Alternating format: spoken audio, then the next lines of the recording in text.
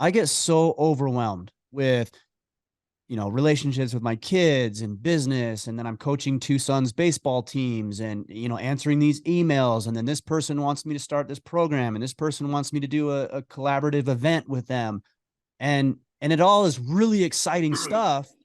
And I get so inundated with it that the things that are seemingly insignificant, like just telling my daughter I love her, is just gets overlooked. I hate to say but that's the truth. Like, they seem like it's not that pressing, but the next event that I'm doing is. I wish I didn't have to speak that way, but that's the reality of where I'm at, anyways. Well, I've learned over time that the way that I'm wired and most high performers are wired is that when you understand the recipe that causes you to have success, you show up every day wanting to attack that recipe. You want to attack that process.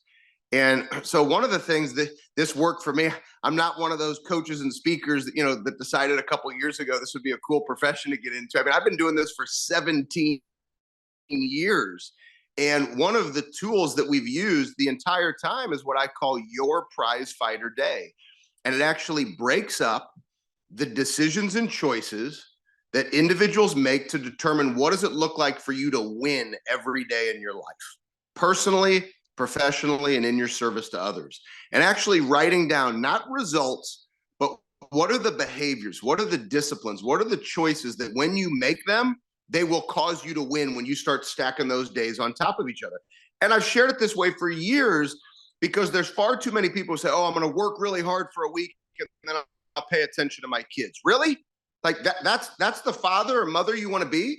You want to go and work really hard for 2 weeks and then show back up to your house and say, I love you guys?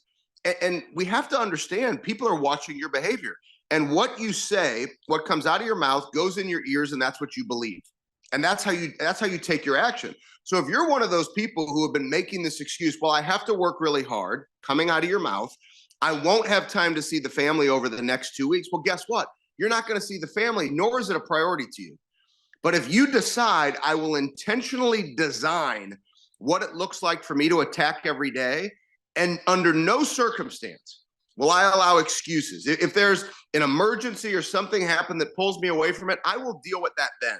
But I will not allow self-talk or silly excuses to not allow me to tell my kids that I love them, to not be present and focused when I'm at home. I will take it to not get a workout in because I just don't feel like it, to not make my sales calls, to review my pipeline for 15 minutes, to not stay in control of the things that are in your control. And it's excuses, because most of the coaches and speakers that do the type of work that I do, Ryan, they tell people that balance doesn't exist and you attack one thing and find time for another. The only reason why those coaches do that is because they have no discipline. Take a look at their life. They lack discipline in the areas that they tell you to avoid. And so I think it's important that you pay attention to, look at Sean Whalen. He teaches what he calls the core four. At the end of the day, I recently had him on our podcast, The Burn. I said to Sean, I said, core four is really prize fighter day. Of course. Prize And I fighter have day is something really similar. It's all the same. It's all, it's Andy Frisella's power list. Core four is Andy Frisella's power list.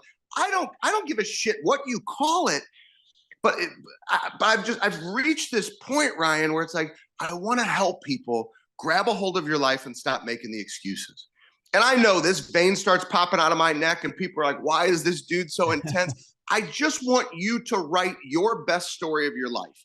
And if for me, you need me to apologize, because all I'm asking you to do, no matter how many championship rings you see behind my head that I've been blessed to win with teams, no matter how many championships I've helped people win in boardrooms, all I mention to those people that get to wear those rings, all I mention to those people in boardrooms is I want you to look yourself in the mirror one day at a time and say, today I gave it my very best. And if you can do that, nobody can ever take that away from you. Nobody can ever ask any more of you than you giving it your very best. And when you do that, the byproduct is winning at very high levels. And it's just frustrating because, Ryan, guys like you and I, we know that to be the truth, but far too many people are fighting it today.